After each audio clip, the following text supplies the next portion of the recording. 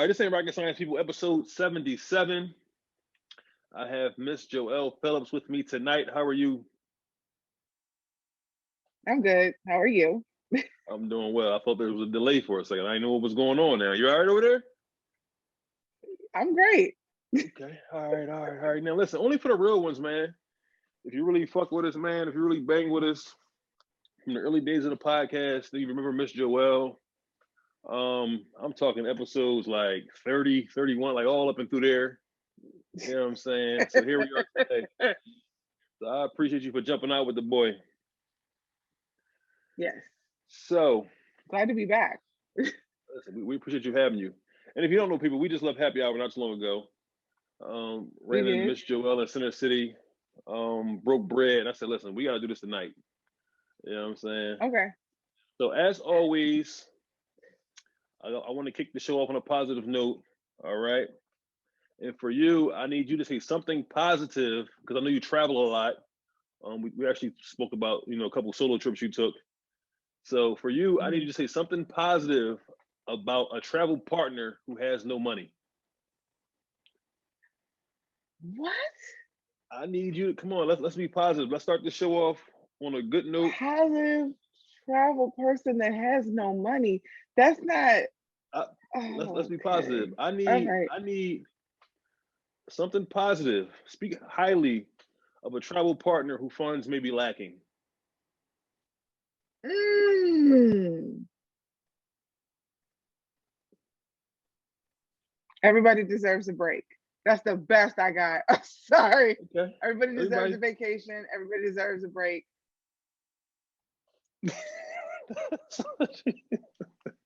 I literally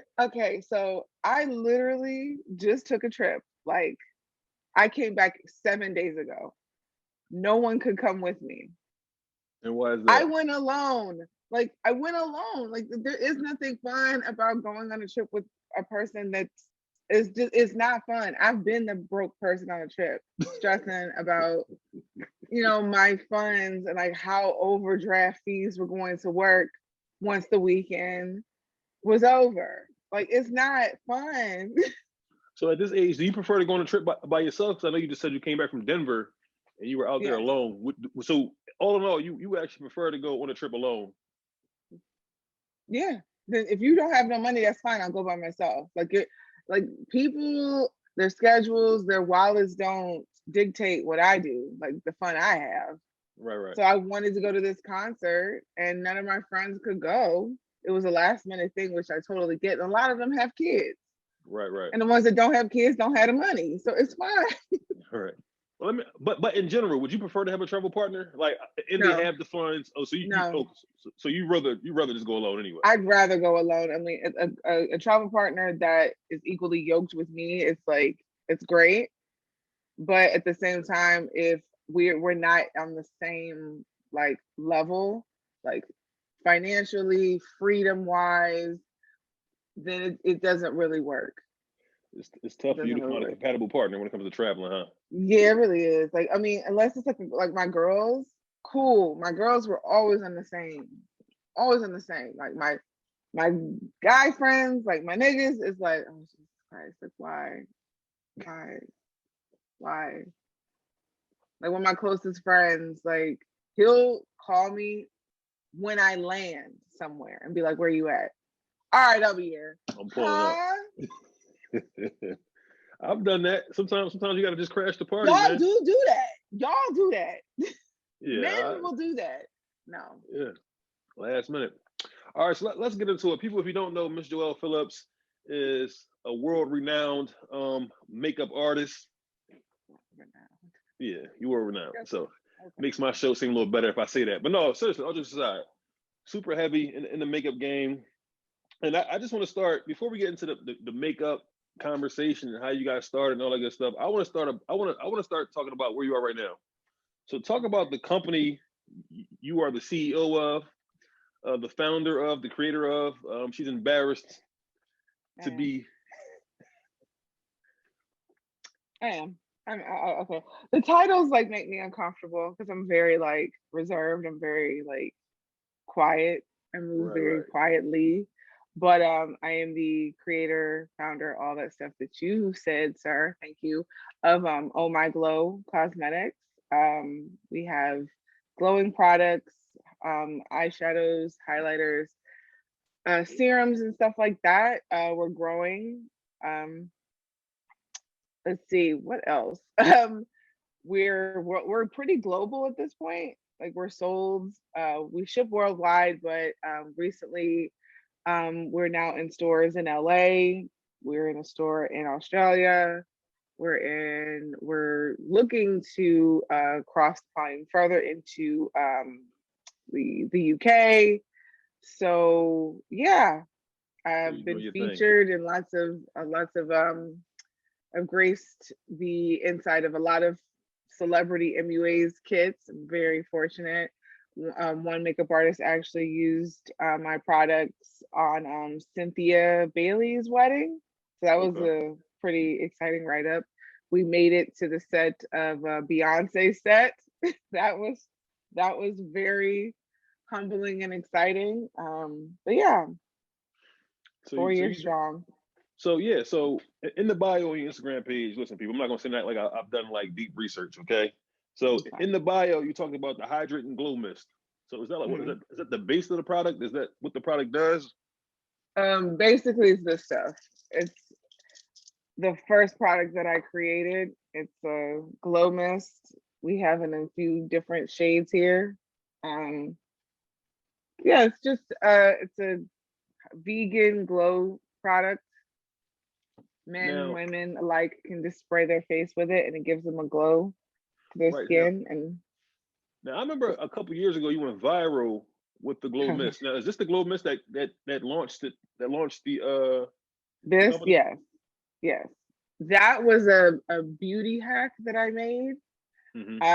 I basically took a bottle of Fix Plus, and I had a bunch of pigments lying around my mom's house because I was doing makeup for the first time. And I just discovered this hack through a mutual friend, but I noticed that the colors weren't working on women of color or Hmm. weren't working well enough for women of deeper skin tone. Hmm. So I just started mixing stuff. Like I just this was playing with pigments and colors and tones in different bottles. And I made a video and I posted to Instagram and it went viral. Right. And people from that, people were asking me like, "Hey, do you sell this? Hey, could I pay you to make some for me?" And it just turned into like a business from there. Right. So what was the first step? So after it went crazy and you realized, it really worked. Like, did you have to like take these ingredients to get them licensed or like patented? Like how does that work? Okay, I tried to get them patented, which that didn't work out, but I did get trademarked. So that's just as well. So my name is trademarked, my idea, stuff like that, under the umbrella of my company name. Um, I just did research, I wanted to see how I could make a product better because Fix Plus has been around forever, but it was not vegan, it's not alcohol free, it's kind of not gentle on the skin. So Hmm. I just did some research and looked into um ways to make it myself and be more efficient, better for people's skin. Because especially black skin, because our skin is different. Our skin is it just moves differently. And lots of people are more health conscious about products and things that they put onto their skin. So I knew it had to be vegan. I knew it just had to be something good. Right. So of course it went crazy on Instagram and it went viral. But when did you know it actually worked? I mean, I would imagine you would have known before it made I it mean, onto it's something Instagram. that I'd always used. It's something that I always did. So it wasn't anything new per se. I assumed at the time that everybody was doing it. Oh, okay. I just assumed like everybody, like especially makeup artists, this was a hack that like everybody did. So when I discovered that that just wasn't true, people were just didn't know that this was something that could be made readily available to them. That's when I was like, okay, how can I make it a little bit different? I made different colors. That's the thing that I think set me apart is that I made colors that complemented undertone of different skin tones, of different ethnicities. I'm sorry. like our skin isn't one size fit all. So I'm black, but I have gold undertones. So I need to find a spray that's gonna enhance that undertone. You could still be black and have red undertones. So there is a spray that'll enhance that undertone. Stuff like that. Yeah, this shit sound like science to me. So once you got it, well, once you got it trademarked and it's yours, what was the next process? Was it to try to like get into the stores or? Honestly, I just was just going with it. I didn't have an idea of like, do I want this in stores or what do I want? I just was like, well, this is, Oh My Glow was an accident. It was a happy blessing. It was a complete and total accident. I did not know what I was doing when I started. I have an idea of what I want now, but at the time, when something like this happens, like you don't have a plan. You just kind of gotta like feel it out. I never had a dream of making my own cosmetics company. It wasn't anything I aspired to do. It's just something that kind of happened to me. And it really showed me what I was made of, and two, how to actually make a business from start to finish, how to make a product. Like learning the business aspect of it is still pretty new, but the time that we're in now is amazing, for especially for Black women to create their own in-house brands. We're seeing it everywhere. So when you talk about starting a business from beginning to end, and now that you have this Mhm. product, what was the first step? The first step for me was getting the shades down, like understand like which how many shades do I want? Hmm. Okay, I had to pick that. Come up with names. Had to pick that. But I didn't have a name. I Hmm. didn't have a name of the brand yet. I didn't have a logo. So I asked two friends to help figure that out. One friend came up with the name, other friend came up with the logo. And I was like, Perfect. okay, great. All right, cool. Because I'm like, I'm not a graphic designer. I'm not a creative that way when it comes to names. So I just started like I just want to play in makeup. That's like my favorite thing. I just want to play in the pigments. So I, did research into pigment companies, like in cosmetics. So I ordered a bunch of different colors and I just started swatching and playing like I had done with the hack before. And I came across 5 really pretty shades at the time, and I'm like, okay, this is it. These are the 5 that I have. So I started off with the big bottle, had my pricing done. I had to figure out how to make a website, didn't know how to do that. Hmm. Luckily, I have a background in photography, so I was able to take all my own photos. I took all Right. my photos in my mother's living room, all the beauty shots, all the product shots. I like, did it all myself. And the funny thing is that looking back, I didn't know what I was doing, but I started Oh My Glow. I had the idea that it went viral and the website launched 3 months time. So it was like a Big time. huge blur. Like I don't remember. I didn't sleep those 3 months. I don't know what I was thinking. I don't even know what I did. Like, did I work? Did I eat? Did I sleep? I don't remember those 3 months at all. All right. So we got the recipe, right? And then you got your mama crib. So when you first Mhm. started out, because I know at dinner you said you got people that work for you now. But when you first started out, were you chopping and bagging it all yourself at the crib? Like, were you actually Oh taking? yeah, I still do make this myself. I still make it myself. I just don't.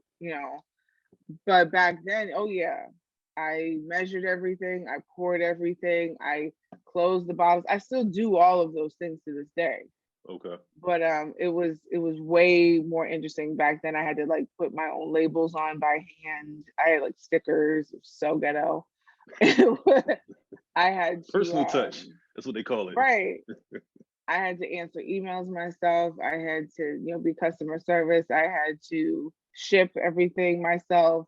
I was doing all of these things, and the company was growing just so quickly. It was really scary at first because I didn't know how to handle it. So, but now you are in retail stores, correct? I'm in Namies, which is a big makeup beauty supply in LA. We just brought in products. When was that? September. So yeah. So, That's a so was that the? display. So how did it feel to make that connection to get it to actually get your product on somebody's shelf? That one was great because they were specifically looking for Black owned cosmetics companies. They were specifically seeking them out. And I was contacted to say, hey, there are only 4 spots or 3 spots. And I just reached out, and because a lot of MUAs use my product in their kit, and a lot of them live in LA, it wasn't very a huge hard sell. Right, right, right. That was fun. All right, so let's take it back. So before Oh My Glow, Hmm. that's how it's pronounced, correct? So before Hmm. we got into Oh My Glow, let's take it back to you, how you and I first connected. So I believe I was doing photography for Phil for Human Alien. Shout out to the Hmm. boy Phil, and you were just the makeup artist Doing on makeup. set. Right, right. Mhm. So how did you get into makeup in the beginning? Photography. I actually have my degree in photography. It was portraiture and beauty major. Sometimes you couldn't get a makeup artist or they just wouldn't show up. And I'd always loved makeup, even in like school. I would read books or play in makeup even when I was a kid. So I already really had a passion for makeup even back then. And so when I left photography and transitioned over to makeup, it was pretty seamless. It wasn't very hard for me. No, that definitely makes sense. And the reason I'm asking about like your background in the beginning is because when you start talking about the different pigments and mixing up all that stuff, I was wondering like is this some type of like formal education that comes along with that? Like, or is it just a touch? Is it just an eye? It's a little bit of both. I mean, I definitely studied color theory and lighting, and I just see light and I see reflection in pigments a little bit differently. Like I see um when I see a photo setup, when I see like the actual setup of a photo, I'm looking at how the light bounces off the skin, how it hits the subject. I'm looking at if the lighting is too warm, too cool. I'm looking to see the direction, like the light source. I'm looking at all of those things. And I'm in my brain, I'm seeing what I like and what I can fix. It's definitely a touch. It's definitely a touch. Yeah. It's definitely an eye. Well, let me ask you this because I'm a regular dude, right? And I'm walking down the street. In my opinion, in my amateur eye, I feel like there's certain makeup for certain places, right? Yeah. If I'm just walking down the street, you walking down the street, maybe it's okay. Listen, I'm okay with makeup. You feel me? I ain't got no problem with makeup. Some people out there they got a big problem with makeup, but when I do got a problem, I just feel like maybe the makeup not matching the environment, right? So would Okay. you agree that there's like a certain makeup you would wear every day, maybe to work, Oh yeah. opposed to where you would wear to like a wedding? Absolutely. Like, Absolutely. But everybody's different and everybody has here's the thing. Not everybody wants to make the investment in hiring an artist to help them learn makeup or actually do makeup for an event. Myself personally, like I do a lot of makeup for people who are attending weddings because they don't want to do it themselves, don't know how. And that's the best thing is to hire someone when you have a special event, mhm. especially if you don't know what you're doing. Now, everyday makeup, again, I think it should be taught and you not try to figure it out on your own. Because when you listen to what's going on in with social media, is a lot of people who don't know makeup are listening to people who are not professionals, and it really fucks shit up. The blind leading the I, blind.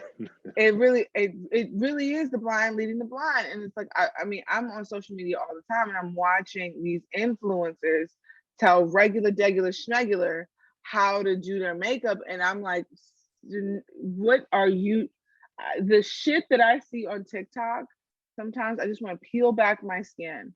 Well, let me ask you this. So, what will be the difference between, like you said, uh, not even if you're the bride, but if you're attending a wedding versus just Hmm. walking down the street? Like, is it Hmm.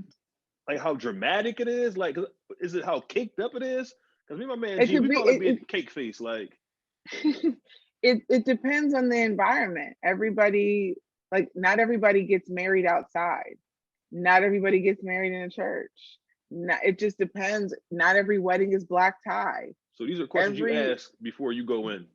Right, like, where are you going? What does the dress look like? Okay, so okay, it's Monday. I had two women that were attending weddings, two very different weddings on Saturday. First young lady, the wedding was indoor and it was evening.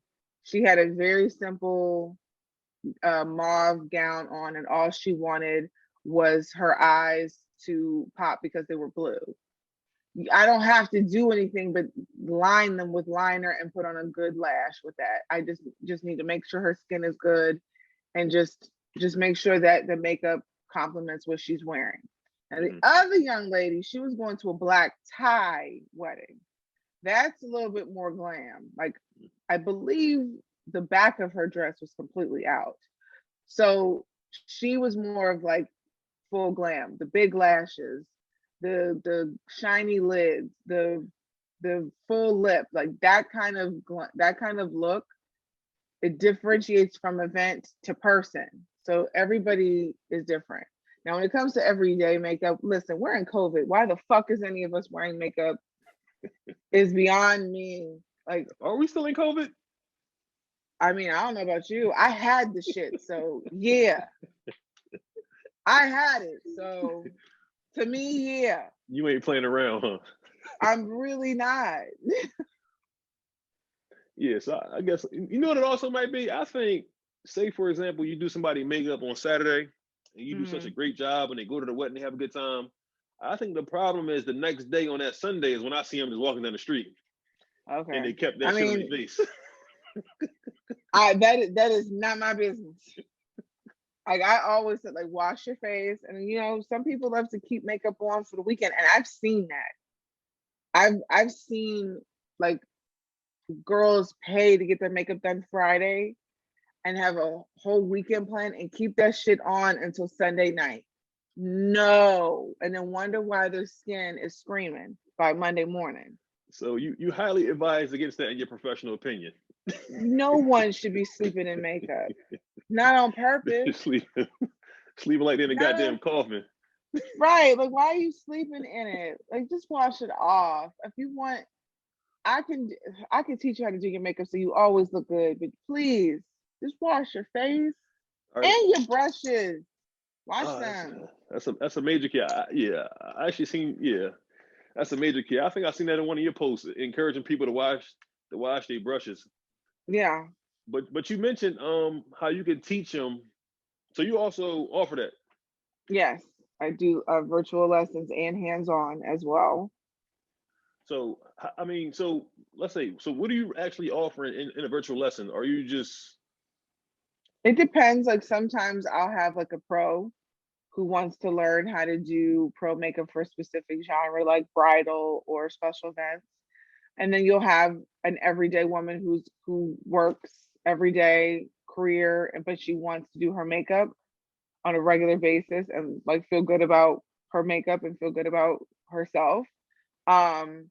And sometimes they need help, like don't know what brushes to buy, don't know what foundations to get. Like, I had one student today did not get the right foundation for herself. And you know, it happens. Like, we're in COVID, we're not allowed to swatch anymore in the store.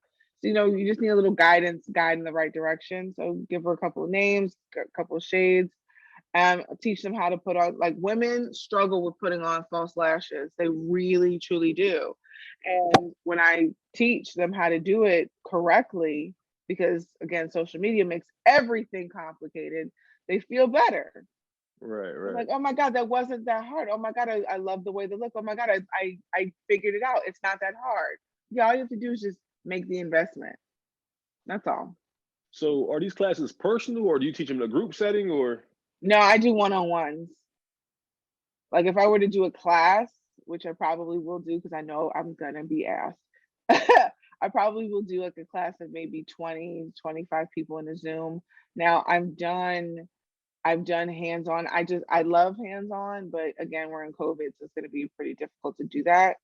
But with one-on-ones, a little bit more personal, I can answer questions, I can really help guide. Right. So you done went from, like I said, you started in photography, you started doing makeup. In makeup is where you like really started, like your career started to take off, and from that you started your Oh My Glow business, right? And now you're teaching. Are there any other side hustles you can spin out of just being a good makeup artist? Is there anything else you're working on?